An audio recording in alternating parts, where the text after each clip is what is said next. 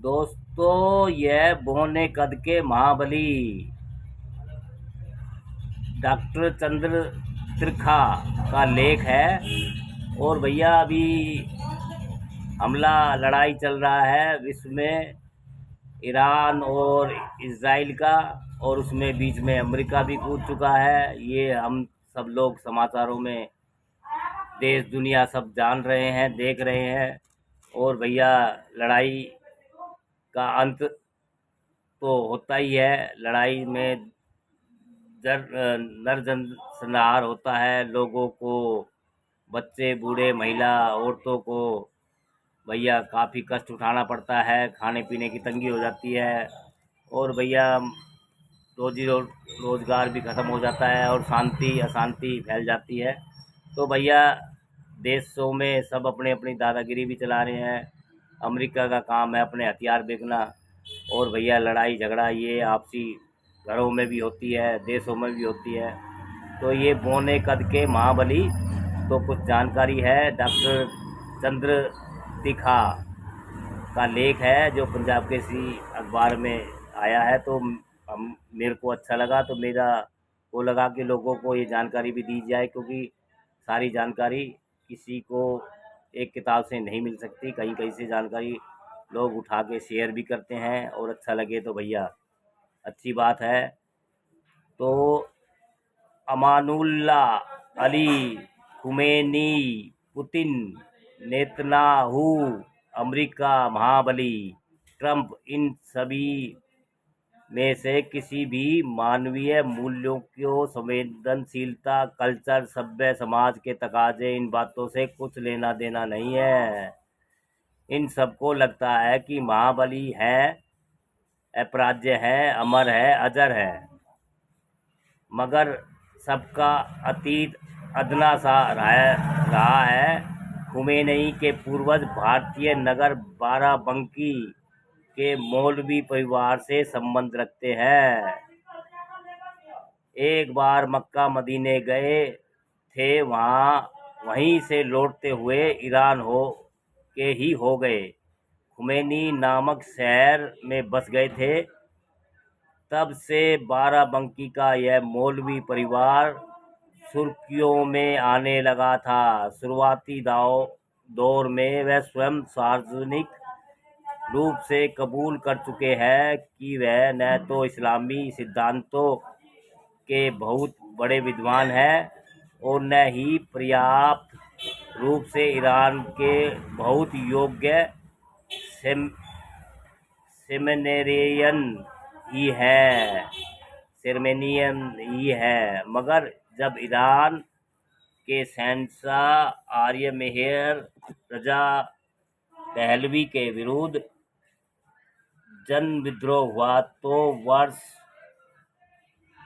1989 में यह शख्स खुमैनी अपने तीखे बगावती तेवरों और इस्लामी पैरोकार होने की वजह से एकाएक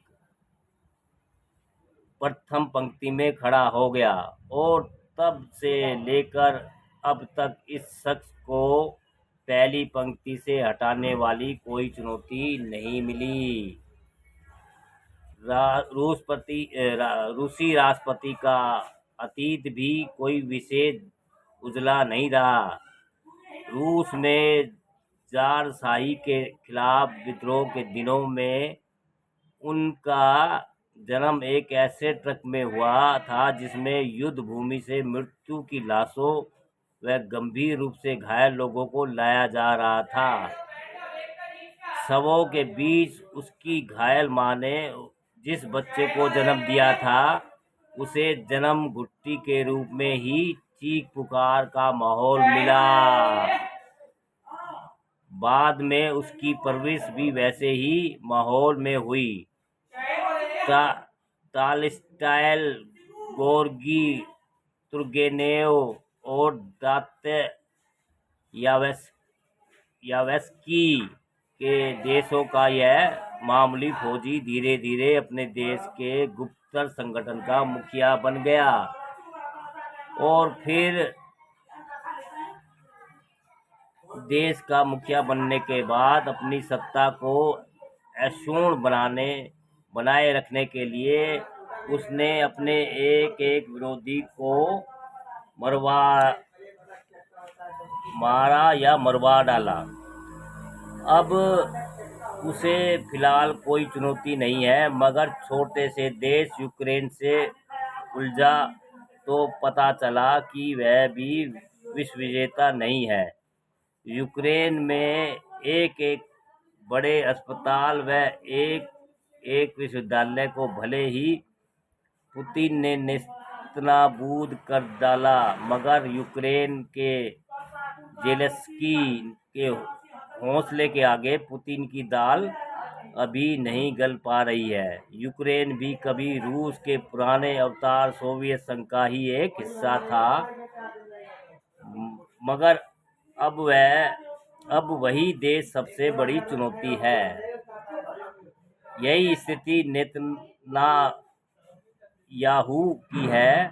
शुरुआत एक अदना यहूदी नेता के रूप में, और अब वह लगभग पूरे इस्लामिक विश्व के लिए अपने बौने कद के बावजूद एक खतरनाक चुनौती बना हुआ है। भौगोलिक आकार में सबसे छोटा देश होने के बावजूद उसने अरब देशों की चूल अतीत में भी हिला दी थी, और अब भी वह सबसे खतरनाक चुनौती बना हुआ था। अमेरिकी महाबली ट्रंप ने बार बार यह सिद्ध किया कि वह एक चतुर व्यापारी है और उसकी किसी भी बात पर भरोसा नहीं किया जा सकता। विश्व में उसके दर्जनों टावर है। भारत में भी गुरुग्राम व पुणे में उसकी संपत्तियां हैं। अब भी वह कभी भी इजराइल के साथ एक अभिन्न मित्र की तरह खड़ा होता है तो कभी अचानक पांव पीछे खींच लेता है। कभी पाकिस्तान के सेनाध्यक्ष को लंच पर बुलाता है तो कभी भारतीय प्रधानमंत्री को निमंत्रण भेजने लगता है। अपने ही देश में यह महामानव की भूमिका भी निभाता है और खलनायक की भी भूमिका निभा लेता है। यानी कामोवेश पूरा विश्व ऐसे अदने व बौने लिलीपुटियन नेताओं से घिरा है जो अपने अदनेपन और छोटी सोच के बावजूद इस समय गुलीवर बने हुए हैं। इनमें से किसी को भी इस बात की चिंता नहीं है कि आने वाले इतिहास में उनका नाम काले अक्षरों या खूनी इबारत में दर्ज होगा या स्वर्णिम अक्षरों में। उन्हें इस बात का भय भी सताने लगता है कि जिस पल भी वह कमजोर दिखाई दिए मारे जाएंगे। यह भी आशंका है कि उनके अपने ही लोग उनके कातिल बन खड़े हों। ऐसे माहौल में कला, साहित्य, संगीत, संस्कृति व जीवन मूल्यों के परचम कहाँ फहरा पाएंगे। लोक कल्याण, दया, करुणा भाव, ज्ञान, विज्ञान, इन सब के लिए खोमेनी, पुतिन, नेतन्याहू या ट्रंप के दिलो दिमाग में कोई भी कोना नहीं है।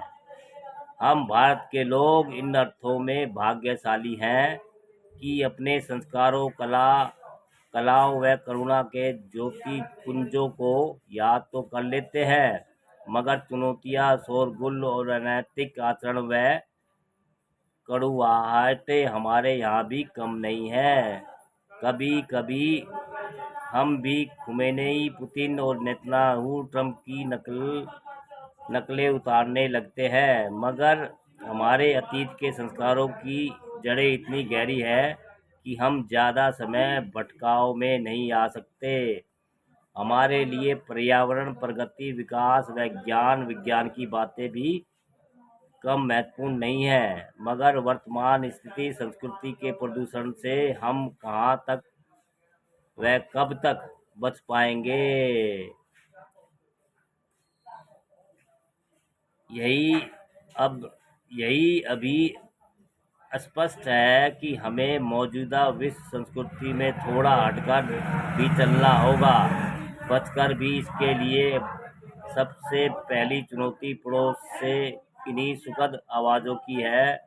यह कैसे होगा, कब होगा, कुछ तय नहीं है दोस्तों। पूरे विश्व में युद्ध चल रहा है, हथियार बिक रहे हैं भैया। अमेरिका, रूस, अब तो चीन भी इस दौड़ में आ गया है हथियार बनाने की में। दीन दुनिया लोगों को जीवन में किसी के जीवन मरण से कोई फर्क नहीं पड़ता। सब व्यापार धंधा व्यापारी लोग हो गए हैं। और दोस्तों, कैसे देश दुनिया चलेगी, यही सब लोग सोच सोच के परेशान हैं। अभी कितने दिन से ये युद्ध हमले चल रहे हैं, इसका अंत कभी ना कभी तो होगा। हो सकता है कि ऐसे ही हमले चलते रहे तो 2 विश्व युद्ध तो हो चुके हैं, कहीं तीसरा विश्व युद्ध ना छिड़ जाए दोस्तों।